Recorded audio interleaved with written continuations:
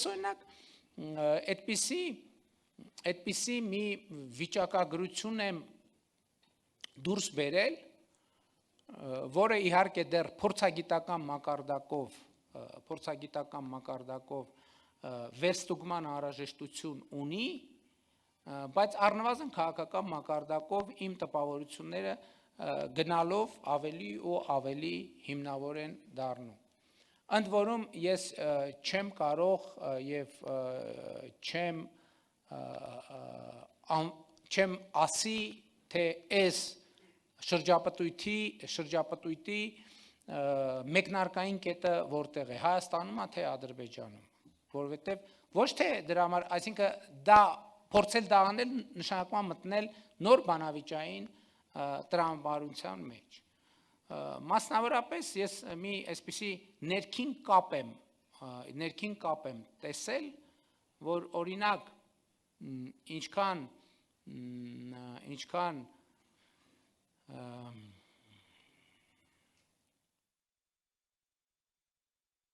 Ադրբեջանում օրինակ հնչում է Բասարգեչար անունը, այնքան Հայաստանում հնչում է Արցախ անունը կամ Կովսական անունը, եւ այլն, եւ այնտեղ ինչքան հնչում է եւ այլն, այսինքն տրամաբանությունը հասկացաք։ Եվ երբեմն Հայաստանում եւ Ադրբեջանում ընկալում եւ տեսնում եմ պատմության մի մասը միայն։ Հասկանալիորեն համարելով, որ պատմության այն մասը, որը բխում է այնտեղից լեգիտիմ է, այսինքն ամեն կողմը պատմության այն մասը, որը բխում է այնից լեգիտիմ է, որը բխում է մյուս կողմից լեգիտիմ չէ։ Ճիշտ են ասում արդյոք թե չէ, ճիշտ են ասում նրանք, ովքեր համարում են, որ լեգիտիմ է, իրենց ասածը, իսկ դիմացինի ասածը լեգիտիմ չէ։ Ճիշտ են ասում, թե չէ։ Այս հարցը ձևակերպելը եւ փորձելը պատասխանել այս հարցին ինքնին անհաջողության նախապայման է։ Դրա համար է, որ մենք ունենք խաղաղության մեկնակետ։ Խաղաղության մեկնակետը երկու երկրների սահմանազատման հանձնաժողովների միջև ստորագրված համատեղ գործունեության կանոնակարգն է, որը երկու երկրներում ունի բարձրագույն իրավաբանական ուժ, ես ուզում եմ սա ընդգծել։ Հաջորդը Վաշինգտոնի հռչակագիրն է եւ ի վերջո նախաստորագրված խաղաղության համաձայնագիրը Հայաստանի եւ Ադրբեջանի միջև։ Եվ այս երեք փաստաթղթերի գոյությունն է, որ հիմք է տալիս ասելու, որ Հայաստանի եւ Ադրբեջանի միջև հաստատված է խաղաղություն։ Եվ այս փաստաթղթերի շրջանակից դուրս գոյություն ունեցող սոցիալ հոգեբանությունն է, որ անհրաժեշտություն է առաջ բերում ընդգծել, որ հաստատված խաղաղությունը ունի ամենօրյա խնամքի կարիք։ Եվ իհարկե հետագա ինստիտուցիոնալիզացիայի կարիք, որը արդեն աշխատանքային եւ քաղաքական օրակարգ է, եւ որի վերաբերյալ այդ աշխատանքները տեղի են ունենում եւ շարունակվում են։ Հարգելի ներկաներ, ես թերևս խոսեցի շատ բաների մասին, որ ոչ մի փաստաթղթում գրված չի կամ բխում է փաստաթղթերից, բայց չի խոսվում դրա մասին, եւ ես կարեւոր եմ համարում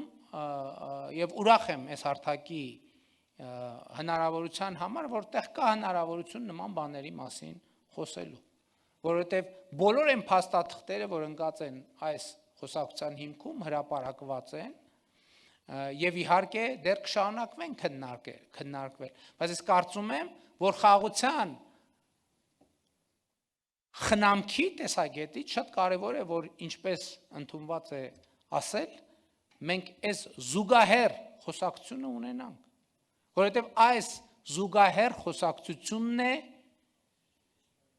խաղաղության նկատմամբ խնամք տանելու գործիքը։ Որովհետև հակառակ դեպքում մենք օրը մի քանի անգամ ասելու ենք, որ Հայաստանի եւ Ադրբեջանի միջև խաղաղություն է հաստատված եւ ամիսը մի քանի անգամ հարցի առաջ ենք կանգնելու, ինչքանով է ճշգրիտ եւ օբյեկտիվ այս գնահատականը։ Այս գնահատականը օբյեկտիվ եւ ճշգրիտ է։ Եվ ես համոզված եմ, որ մենք մեր ճանապարհը կշարունակենք խաղաղության ամրապնդման, ինստիտուցիոնալիզացման եւ շատ ամբիցիոզ կհնչի, բայց եւ հարատև դարձնելու օրակարգով, որովհետեւ ըստ էության նախագծային մակարդակում այդ ամեն ինչը պլանավորված է։ Ես նոր բան ասացի, խաղաղությունը հարատև դարձնելու մասին խոսեցի, բայց այսօր մեկ ուրիշ նոր հանգամանքի մասին ավելի մանրամասն խոսեցի, այդ ռազմավարական գործարքն է։ Ռազմավարական գործարքը, այո, խաղաղությունը Հայաստանի եւ Ադրբեջանի միջև կդարձնի հարատև եւ ընդ որում կայունությունն ու խաղաղությունը մեր տարածաշրջանում կդարձնի հարատև, բայց որպեսզի տպավորություն չստեղծվի, թե մենք կամահրանքով ենք վերաբերվում պատմության դասերին, ես ուզում եմ ամփոփել խոսքս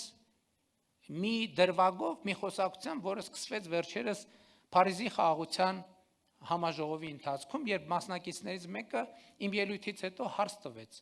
ասաց, իսկ ի՞նչն է պատճառը, որ խաղաղության այն գործարքը, որ տեղի ունեցավ 2025 թվականի օգոստոսի 8-ին, ի՞նչն էր պատճառը, որ դա հնարավոր չէր, որ տեղի չունեցավ 2 տարի առաջ, 3 տարի առաջ, 4 տարի առաջ, եւ սա շատ կարեւոր հարց է։ Ես անկեղծ ասացի, որ կարող եմ խոսել իմ տպավորությունների մասին, ընդ որում տպավորությունների, որովհետեւ այս հարցին վերլուծական քննական մակարդակում անդրադառնալու առիթ չի եղել, իսկ իմ տպավորությունը հետևյալն է, որ այնուամենայնիվ մենք պատմությանը, այդ թվում նախորդ դարի պատմությունը դիտարկելով կարձանագրենք հետևյալը, որ Հայաստանը եւ Ադրբեջանը, ընդ որում երկու դեպքում էլ նույնը Վրաստանը առաջին անգամ ունեցան հանրապետություններ, այսինքն անկախություն հռչակեցին եւ անկախ պետություն հռչակվեցին, ընդամենը օրերի ընթացքում 2018 թվականի մայիսի ներողություն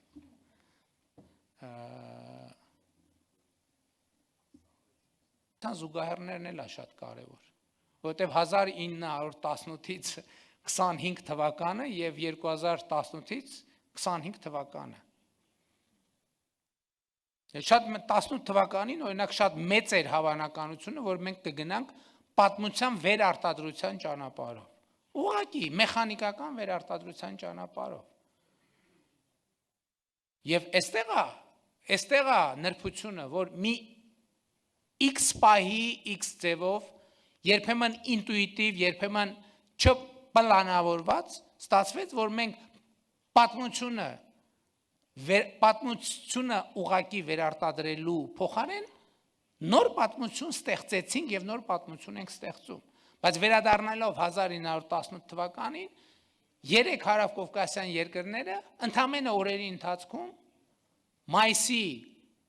վերջին 10-օրյակում օրերի ընթացքում ստացան անկախություն 20 թվականին ամիսների ընթացքում կորցրին անկախությունը Ինչ կապ ունի սա 2025 թվականի իրադարձությունների հետ։ Իսկ կապը ելի եմ ասում, սա ինտուիտիվ գուցե։ Դեռ պետք է քննել։ Իսկ կապը նրանում է, որ երբեմն անսպասելի իրադարձությունները եւ դիտանկյունները մի հարց են դնում Սեղանին։ Իսկ գուցե կամ հնարավոր է, որ հարավկովկասյան երկրների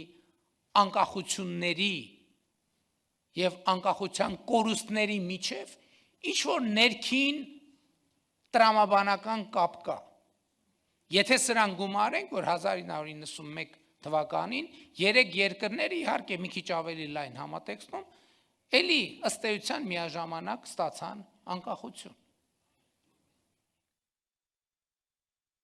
Բայց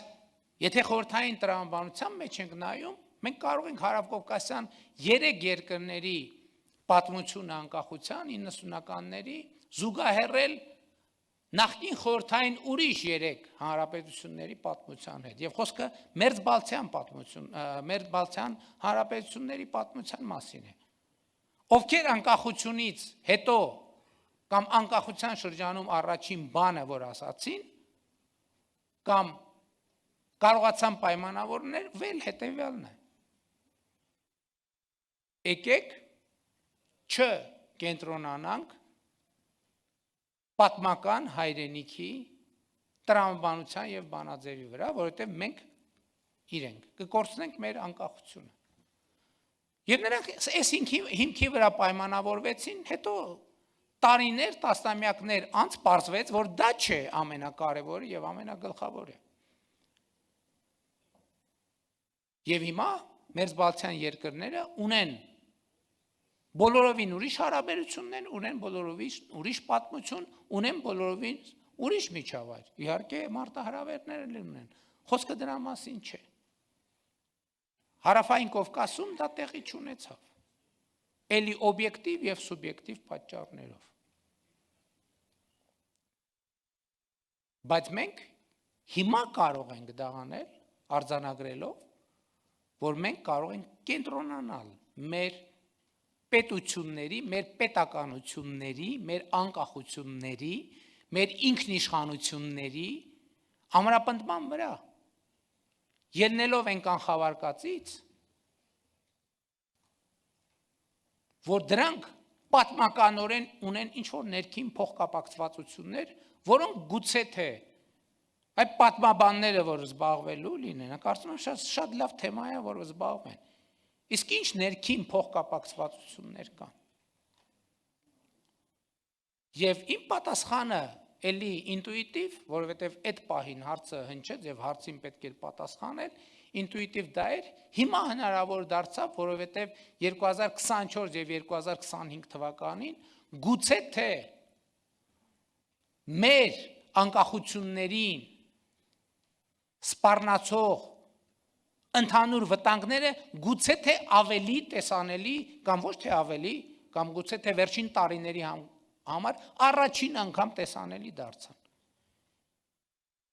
Եվ կարող է պարզվի, որ սա ամենևին էլ երկրորդական գործոն չէր, որը ստեղծեց հնարավորություն, որ Հայաստանի եւ Ադրբեջանի միջև հաստատվի խաղաղություն։ Իհարկե, այս գործում, Վաշինգտոնյան համաձայնությունների գործում, մեծ եւ անգնահատելի Միացյալ Նահանգների նախագահ Դոնալդ Տրամպի դերը, նրա անձնական մասնակցությունը եւ նրա անձնական ներգրավվածությունը,